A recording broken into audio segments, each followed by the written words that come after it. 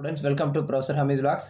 நாம் இப்போ பார்க்க போகிறது என்ன அப்படின்னு கேட்டிங்கன்னா, ஹெலிக்கல் ஸ்ப்ரிங்ஸ் ரிலேட்டடாக ஒரு ப்ராப்ளம் வரும். அந்த ப்ராப்ளமில் உள்ள இம்பார்ட்டன்ட் ப்ராப்ளத்தை நம்ம இப்போ பார்க்க போகிறோம். ஃபஸ்ட்டு பார்த்தீங்கன்னா, இப்போ கொடுத்துருக்கிறது என்ன அப்படின்னு கேட்டிங்கன்னா, ஒரு க்ளோஸ்டு காயில் ஹெலிக்கல் ஸ்ப்ரிங் கொடுத்துருக்காங்க. மேட் ஆஃப் ஸ்டீல் ஒயர்னால அந்த ஸ்ப்ரிங் மேட் பண்ணியிருக்காங்க. Is required to carry a load of 800 newton load வந்து 10 ஒரு லோடு கொடுக்குறாங்க. சரிங்களா? என்ன லோடுன்னு கொடுக்கல, 10 லோடு கொடுக்குறாங்க, 800 நியூட்டன்டு. இப்போ determine the wire diameter of stiffness of the spring is determine the wire diameter கேட்குறாங்க. உங்களுக்கு நான் ஏற்கனவே சொல்லியிருக்கிறேன், ஸ்ப்ரிங் இருக்குது அப்படின்னா ஸ்ப்ரிங்கினுடைய இந்த டயமீட்டருக்கு பேர் diameter of the spring wire. அதே நேரத்தில் இதுக்கு இடப்பட்ட டயமீட்டர் இருக்குது பார்த்தீங்களா, இந்த டயமீட்டருக்கு பேர் மீன் காயில் டயமீட்டர். ஒயர் டயமீட்டர்னா இது, மீன் காயில் டயமீட்டர்னா இது. சரிங்களா?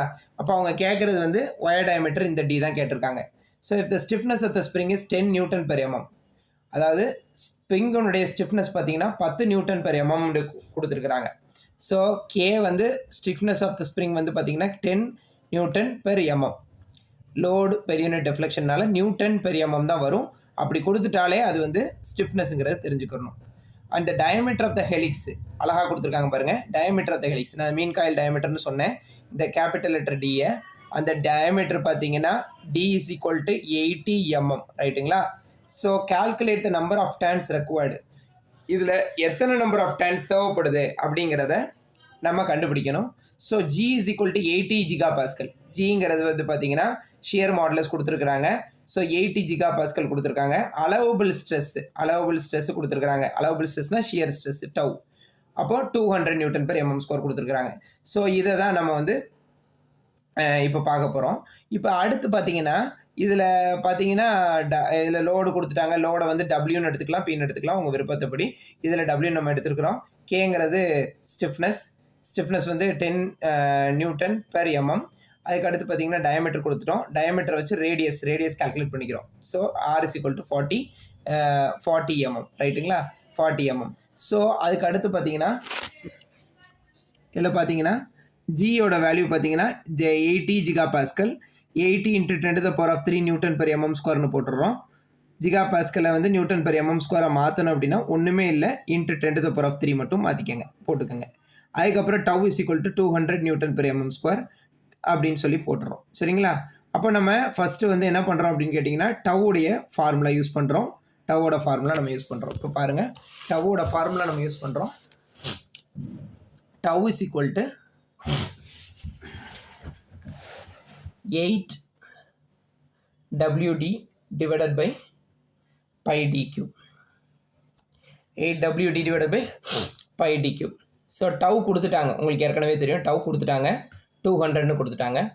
ஸோ 8 தெரியும். லோடு வந்து உங்களுக்கு ஏற்கனவே தெரியும், 800ன்னு கொடுத்துருக்குறாங்க. ஸோ மீன் காயில் டயமீட்டர் நம்ம அப்போ தான் பார்த்தோம். இதெல்லாம் நீங்கள் பார்த்துருப்பீங்க ஏற்கனவே.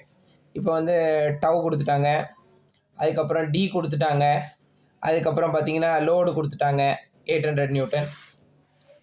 இது எல்லாத்தையும் சப்ஸ்டியூட் பண்ணோம் அப்படின்னா இதில் எல்லாமே நம்ம சப்ஸ்டியூட் பண்ணிட்டோம், இதில் டியை தவிர. ஸோ டி கியூபை மட்டும் இந்த பக்கம் கொண்டு வந்துட்டு மற்ற எல்லாத்தையும் இப்படி இந்த பக்கம் கொண்டு வந்துடலாம்.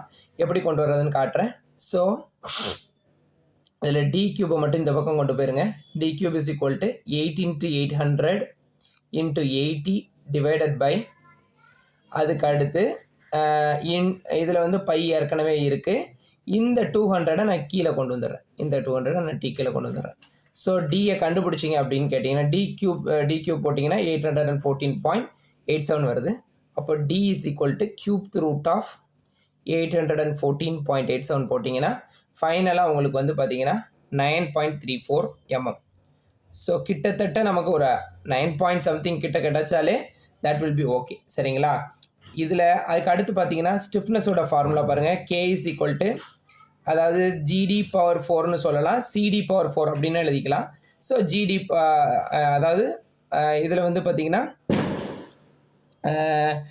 இது வந்து S GD⁴ 6 divide by 64 R³ அல்லது CD⁴. சியும் ஜியும் ஒன்று தான். சரிங்களா? இது ஒவ்வொரு ப்ராப்ளத்துக்கும் மாற்றி கொடுப்பாங்க, மாற்றி சொல்லுவாங்க. ரெண்டு நொட்டேஷனுமே ஒரே இது தான். சரிங்களா? Shear modulus. ஸோ ஜி வந்து பார்த்தீங்கன்னா 80 × 10⁻³ எழுதிட்டோம். டி 9.34 பவர் 4 எழுதிட்டோம். divided by 64 into r cube n. So நம்ம ஆல்ரெடி நம்ம r calculate பண்ணோம் இல்லைங்களா? ஸோ ஆல்ரெடி r நம்ம calculate பண்ணோம் 80 into 10 to the power of 3 Newton per mm square.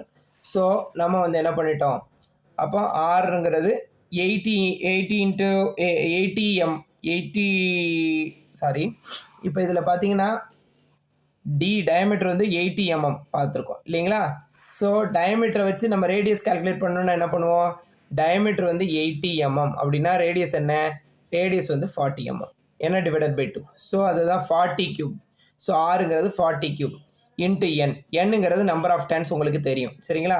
So இதை வச்சு இதில் ஏற்கனவே உங்களுக்கு ஸ்டிஃப்னஸ் தெரியும் 10 Newton per mmனு கொடுத்துருக்குறாங்க. ஸோ இதை வச்சு நீங்கள் என்ன பண்ணிக்கலாம், இதிலேருந்து எண்ணை மட்டும் இந்த எண்ணை மட்டும் இங்கே கொண்டு போயிட்டீங்க அப்படின்னா ஆட்டோமேட்டிக்காக நீங்கள் என்ன பண்ணிடலாம், டேரெக்டாக எண் கண்டுபிடிச்சிடலாம். என் இஸ் ஈக்குவல் டு எண்ணை இங்கே கொண்டு போயிட்டேன் 80 into 10 to the power of 3 into 9.34 power 4 divided by 64 into 40 cube சரிங்களா? ஸோ எண்ணை கால்குலேட் பண்ணிங்க அப்படின்னா எண்ணு கிட்டத்தட்ட 14.86. எப்பயுமே இதை வந்து ஃபுல் நம்பராக தான் நம்ம கொடுக்கணும். நம்பர் ஆஃப் டைம்ஸ் வந்து டெசிமலில் இருக்கவே இருக்காது. ஒன்று 14 இருக்கும், 15 இருக்கும், 16 இருக்குமே தவிர 14.86 இருக்காது. எப்பயுமே நீங்கள் வந்து 14.5 அப்படின்னு கிட்டத்தட்ட அப்படி வந்துச்சுன்னா 15 எடுத்துக்கோங்க. இல்லை 14.3 அப்படின்னா லோவஸ்ட்டாக வந்துச்சுன்னா இந்த பக்கம், அதாவது சென்டர்லேருந்து 14.5ங்கிற சென்டர்லேருந்து இந்த பக்கம் லோயஸ்ட்டாக வந்துச்சுன்னா 14 எடுத்துக்கோங்க. இந்த பக்கம் கொஞ்சம் 14.6 இந்த மாதிரி வந்துச்சுன்னா 15 எடுத்துக்கோங்க. ஸோ அப்ராக்சிமேட் வேல்யூ 14.86க்கு 15 நம்பர் ஆஃப் டர்ன்ஸுங்கிறத கண்டுபிடிச்சிட்டோம். ஸோ நமக்கு என்ன கேட்டிருந்தாங்க அப்படின்னா உங்களுக்கு தெரியும், ஏற்கனவே நோட் பண்ணுங்கள், கால்குலேட் த ஒயர் டயமீட்டர் கேட்டிருக்காங்க. அடுத்து நம்மளுக்கு calculate the number of turns கேட்டிருக்காங்க. ஒயர் டயமீட்டர்னா பார்த்தீங்கன்னா டியோடைய வேல்யூவை கண்டுபிடிச்சிட்டோம். அதுக்கப்புறம் பார்த்தீங்கன்னா நம்பர் ஆஃப் டர்ன்ஸ் அப்படின்னா நம்பர் ஆஃப் டர்ன்ஸ் பார்த்தீங்கன்னா 15ங்கிறதையும் கண்டுபிடிச்சிட்டோம். ஸோ இது ரெண்டும் தான் நமக்கு ஆன்சர். ஸோ இதை வந்து யூனிவர்சிட்டியில் அதிகமாக ரிப்பீட் பண்ணுறாங்க இந்த மாதிரி டைப் ஆஃப் ப்ராப்ளம்ஸ். ஸோ இந்த மாதிரி டைப் ஆஃப் ப்ராப்ளம்ஸுக்கு இம்பார்ட்டன்ஸ் கொடுத்து பாருங்கள். தேங்க்யூ.